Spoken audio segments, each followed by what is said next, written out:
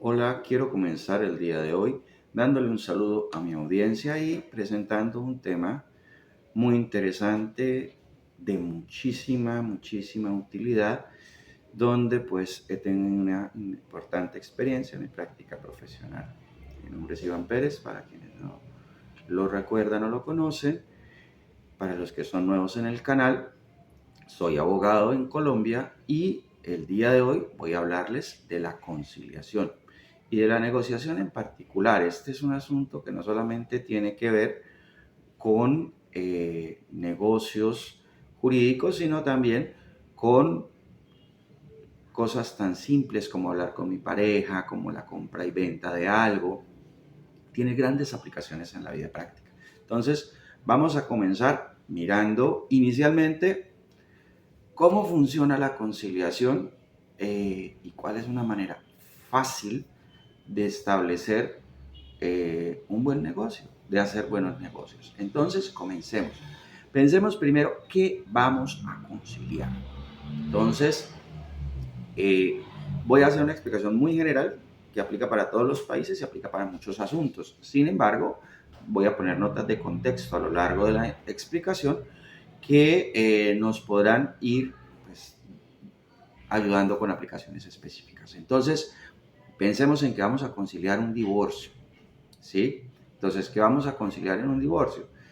Si vamos a hacer un acercamiento para resolverlo de manera amigable, podríamos pensar que los asuntos claves son los bienes, las deudas, las obligaciones para con los niños, y digamos que ahí se centraría la parte más importante de la discusión. Entonces, igualmente, si por decir algo se trata de un problema de vecindario donde el vecino me ocasionó una afectación en mi propiedad, pues entonces me centraría en hablar de ese daño y en que ese daño no se repita. ¿Sí? Tenemos que establecer muy bien cuál es el objeto de la conciliación para no llegar nosotros a pedir cosas que son impertinentes. Por ejemplo, si se trata de alguna vulneración al buen nombre, ¿sí? Es muy común que las personas lo asocian inmediatamente con una recompensa económica por el buen nombre perdido. Pero no siempre aplica una recompensa económica por el buen nombre. Normalmente lo que corresponde cuando hay una ofensa al buen nombre es que quien cometió el error o quien propagó la información falsa eh, emita una disculpa pública, aclare que la información que dio es equivocada y pues de esa manera se repare proporcionalmente el daño que se causó. Entonces, es muy importante delimitar qué fue lo que se afectó para poder proponer igualmente también hacia adelante la dirección de la conciliación o del negocio que queremos hacer respecto de lo que sucedió. Ahora, una vez nosotros establecemos qué sucedió, eso nos da también luces sobre cuál va a ser la posible solución. Entonces, igualmente, si el problema fue económico o se puede resolver con dinero, entonces la solución puede tener que ver con dinero.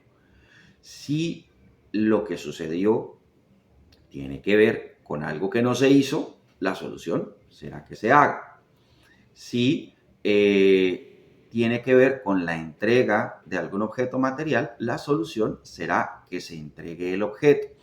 Y para ello sería importante definir qué tipo de objeto, cuál es la calidad que yo espero, el estado, sea nuevo o usado, de manera que lo que yo reciba, producto de esa conciliación, me satisfaga y me sea útil y cumpla el propósito para el que yo estoy definitivamente solicitando ese cumplimiento. Entonces, vamos a ver si la solución tiene que ver con una acción, tiene que ver con una omisión, algo que no hagan, por decir algo, no vuelva a sacar el perro y porque ensucia mi jardín. Algo de hacer, algo de no hacer, algo de pagar o algo de entregar. ¿Listo?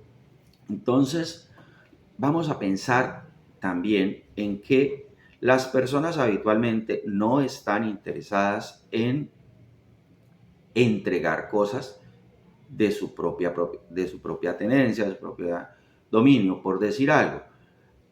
Las personas no van a regalar gratuitamente su dinero, no van a entregar gratuitamente su tiempo, no van a donar gratuitamente sus bienes, a menos que haya una razón para ello. Entonces aquí es bien importante saber que si yo voy a conciliar, debo constituir una amenaza creíble respecto de qué sucede si no conciliamos.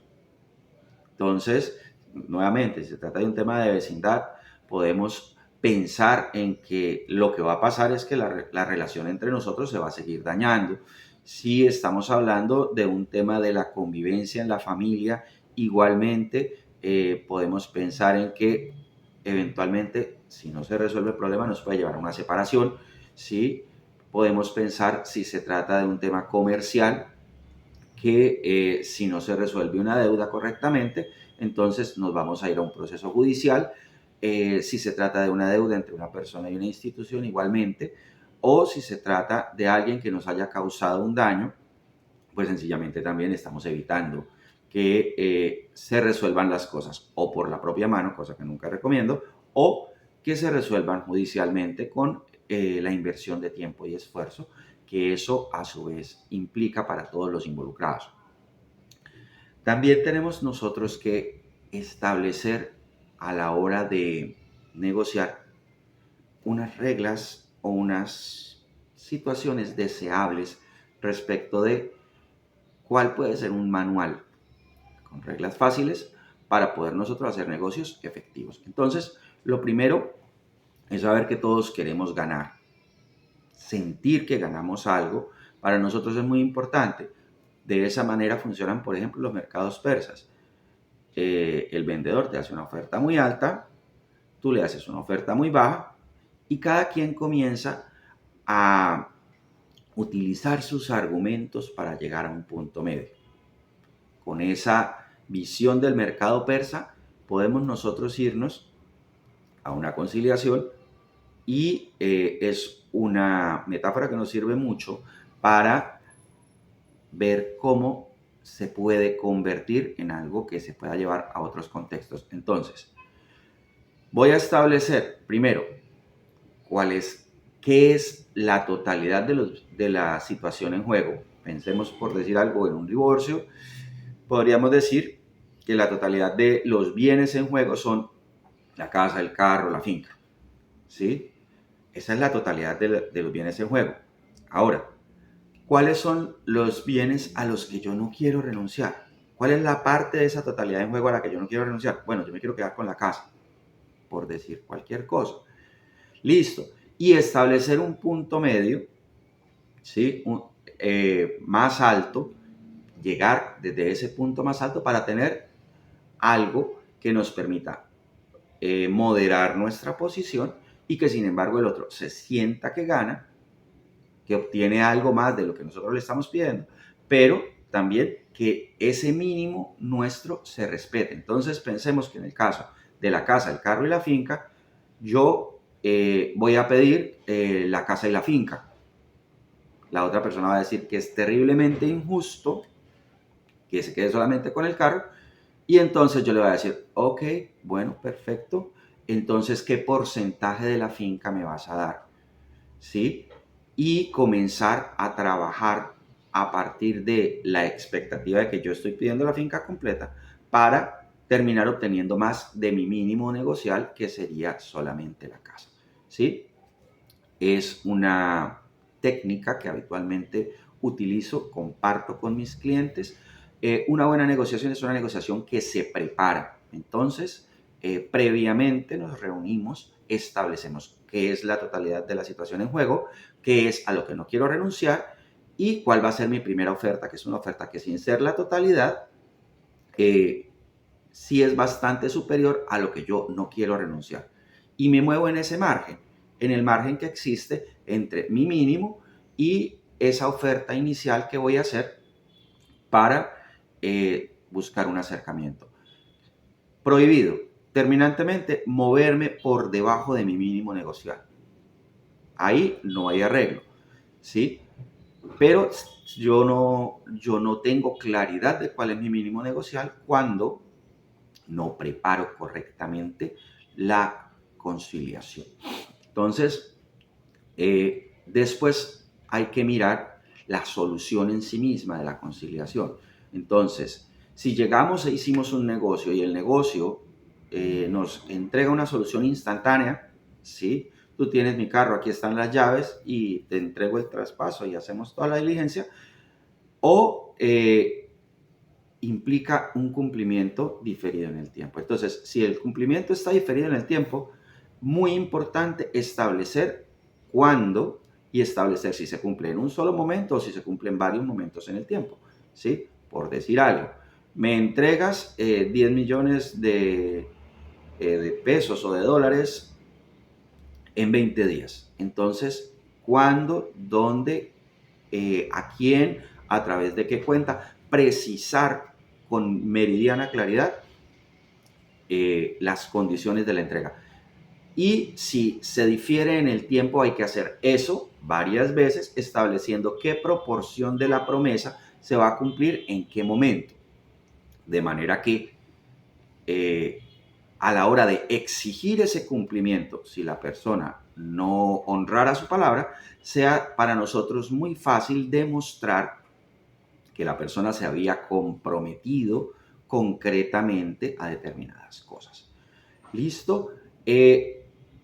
Más allá de eso, y además de eso, a veces son importantes las garantías, sobre todo cuando quien se compromete con nosotros no nos genera la suficiente confianza o no tiene un patrimonio suficientemente garante de que si vamos a exigir el cumplimiento nos pueda responder con su patrimonio.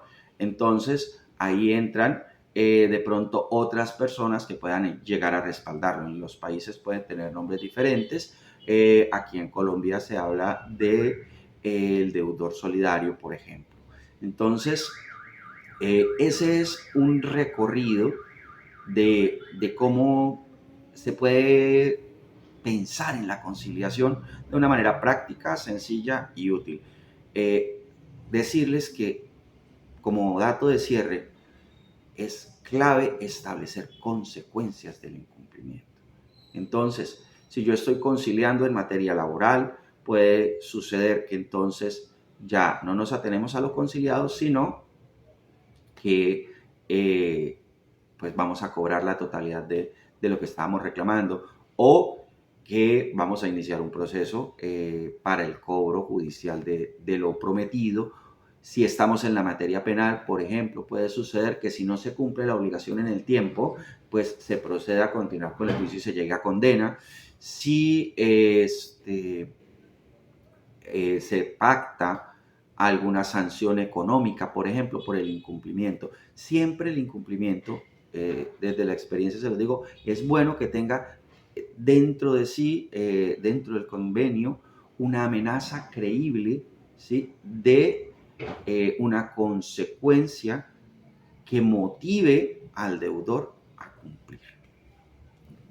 Básicamente son mis consejos, herramientas prácticas para llegar a negocios en general y a conciliaciones en particular que nos sean satisfactorias, que no perjudiquen nuestros intereses y que además nos den una garantía de que efectivamente lo que recibamos nos satisfaga, primero; segundo, que nos cumplan con la entrega; y tercero, que de no cumplirse esa entrega, tengamos nosotros una herramienta para más adelante en el futuro poder obtener igual o mejor satisfacción de lo que estamos persiguiendo con esta conciliación.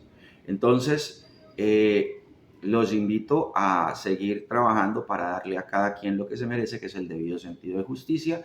Esta es una profesión apasionante y, bueno, a todo el que quiera vincularse a este emocionante mundo del derecho, una invitación a que siga explorándolo desde lo académico o desde la mera curiosidad y la información, porque toda la información se encuentra disponible en Internet y todos podemos hacer un conocimiento que nos sea útil en la vida práctica.